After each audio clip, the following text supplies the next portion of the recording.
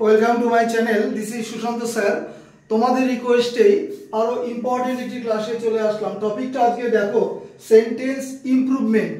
তো প্রত্যেকেই জানো এসএসসি এক্সামের অর্থাৎ সিজিএল প্রথমে হবে, তারপরে 10+2, তারপরে এমটিএস। ঠিক আছে, ক্যালেন্ডার যে কোনো মুহূর্তে বেরিয়ে যাবে 2025-এর। তো এটা 25, 26, 27, 28 প্রত্যেক বছরই এই তিনটে এক্সাম এসএসসির হবে, আরও আছে দু তিনটে। মূলত আমি এই দুটো এক্সামেরই কোচিং দেই, অবশ্যই ইংলিশ পার্ট এবং তোমার জেনারেল অ্যাওয়ারনেসের পার্ট, এই দুটো পার্ট দেই। চলো স্ক্রিনশটের জন্য কয়েক সেকেন্ড সময় দিচ্ছি।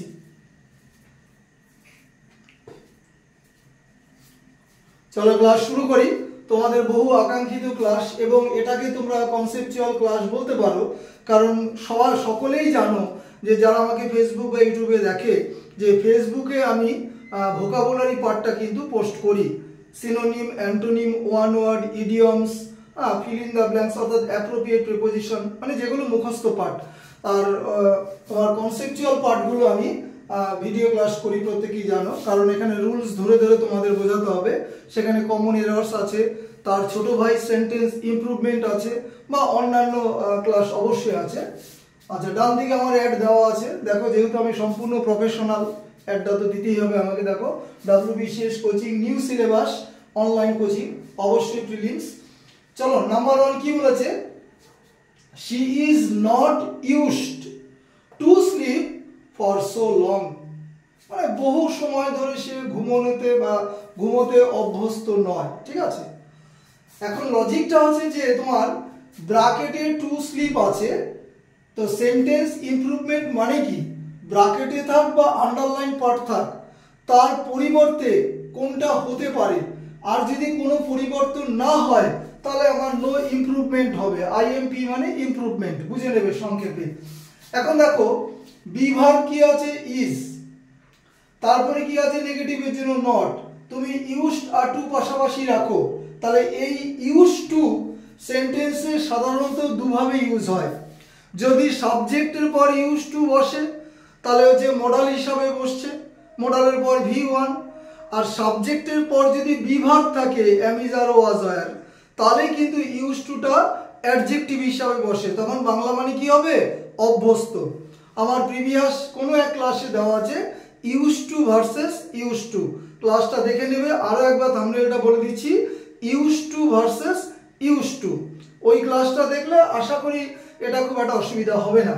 তো দেখো, এখানে বি ভার্ব দেওয়া আছে, তাহলে এখানে ইউজ টুটা অ্যাডজেক্টিভ ফর্ম হিসাবে ব্যবহৃত হচ্ছে। তাহলে কি দাঁড়াচ্ছে? She is not use to, সে অভ্যস্ত নয়। এবার দেখো, ইউজ টু যখন অ্যাডজেক্টিভ ফর্ম হিসাবে ব্যবহৃত হবে, তারপরে যদি আমার ভার্ব আসে তাহলে সেটা অবশ্যই V1 ING আসবে। এবার খোঁজো তুমি use to sleeping for so long, ভালো করে দেখবে, তাহলে টু স্লিপের পরিবর্তে কি আসবে? টু স্লিপিং, কারণ এই ইউজড এর সাথে টু অভ্যস্ত, তারপরে V1 ING স্লিপিং। তাহলে সঠিক আনসার আমার আসছে সি এরটা। ঠিক আছে, আবার বুঝে নাও, ইউজ টু যদি ভার্বের পরের পার্টে আসে তখন সেটা অ্যাডজেক্টিভ হিসাবে ব্যবহৃত হবে, এবং তার পাশে সেকেন্ড ভার্বটা V1 ING হবে। রুলসগুলো বুঝে নেবে। নাম্বার 2 খুব ইম্পর্টেন্ট, একটা ডিগ্রি চেঞ্জের উপর সেন্টেন্স ইমপ্রুভমেন্ট। দেখো, Shakespeare is the greatest of all other writers. এখন ব্র্যাকেটে কি আছে? দেখো, আদার, এনি আদার, অল আদার, এগুলো কি কম্পারেটিভ ডিগ্রি সেন্সে ব্যবহৃত হয়। কিন্তু সেন্টেন্সে দেখো Shakespeare is the greatest superlative সেন্সে আছে, তাহলে এখানে নিশ্চয়ই ইমপ্রুভমেন্ট হবে, কারণ সুপারলেটিভ সেন্সে আছে, আদারটা এখানে আসবে না। তাহলে সঠিক আনসার কোনটা আসবে? বাদবাকি কোনোটাই আসবে না। এটা তো আসছে না, এটা আসছে না, তাহলে আনসার আসবে অল দা। ঠিক আছে, অল তো এখানে দেওয়া আছে, মানে অল আদার দেওয়া আছে, তো তার পরিবর্তে কি হবে? অল দা হবে। তাহলে তখন আনসারটা কি হবে? Shakespeare is the greatest of all the writers. সমস্ত লেখকদের মধ্যে শেক্সপিয়ার হলে কি বলবো? মহানতম লেখক, তাই না? তাহলে এখানে আবার বুঝে নাও, আদারের জন্য কম্পারেটিভ সেন্স, কিন্তু সেন্টেন্সটা কিসে আছে? সুপারলেটিভে। দেখো, দা আছে এবং সুপারলেটিভ আছে, গ্রেট, গ্রেটার, গ্রেটেস্ট। তাহলে যেহেতু এটা সুপারলেটিভ আছে সেহেতু এই পার্টটা এখানে অবশ্যই ভুল আছে, ঠিক আছে। তাহলে এখানে অল দা হবে, অর্থাৎ অল আদারের পরিবর্তে অল দা হবে। নেক্সট, এবার এটা খুব ইম্পর্টেন্ট, অতীতকালে দুটো কাজ, একটা শর্ট টার্ম অ্যাকশন, একটা লং টার্ম অ্যাকশন। তোমরা যেটা ভাবছো সেটা না যে পাস্ট পারফেক্ট আমি বোঝাচ্ছি না। পাস্ট পারফেক্টে সবাই জানো যে সেন্টেন্স পার্টের মাঝে বিফোর বা আফটার থাকে। বিফোর থাকলে আগের পার্টটা সাবজেক্ট অ্যাড ভি3 হয় আর পরের পার্টটা সাবজেক্ট ভি2 হয়। আর যদি বিফোরের পরিবর্তে আফটার থাকে তাহলে রিভার্স হবে, ডান দিকেরটা বাদিকে যাবে, বাদিকেরটা ডান দিকে যাবে। Past perfect tense individual class দেওয়া আছে। এখানে বুঝে নেবে যে ধরো তোমার বাবা ঘরে ঢুকছে, ঠিক আছে, বা ঘরে ঢুকলো, আমি অতীতকাল বোঝাচ্ছি, ঘরে ঢুকলো গতকাল। তো ঘরে ঢুকেই দেখে তুমি বই পড়ছিলে, টিভি দেখছিলে, কারোর সাথে গল্প করছিলে ইত্যাদি। তাহলে তোমার বাবা যে রুমে ঢুকলো এটা হচ্ছে শর্ট টার্ম অ্যাকশন। আর লং টার্ম অ্যাকশন কোনটা? তুমি যেটা করছিলে। তাহলে শেষ বোঝাচ্ছে পাস্টের কন্টিনিউয়াস সেন্স। তাহলে এখানে ভালো করে বুঝে নাও, হোয়েন আই ফার্স্ট স অঙ্কিত, যখন আমি প্রথম অঙ্কিতকে দেখলাম, শর্ট টার্ম অ্যাকশন। পাস্টে আছে প্রমাণ কি স, তখন সে কি করছিল? হি ওয়াজ প্লেইং ক্রিকেট, সে ক্রিকেট খেলছিল। তাহলে অতীতকালে দুটো অ্যাকশন, একটা শর্ট টার্ম একটা লং টার্ম। লং টার্মটা হবে পাস্ট কন্টিনিউয়াসে, দেখি ঠিক আছে নাকি?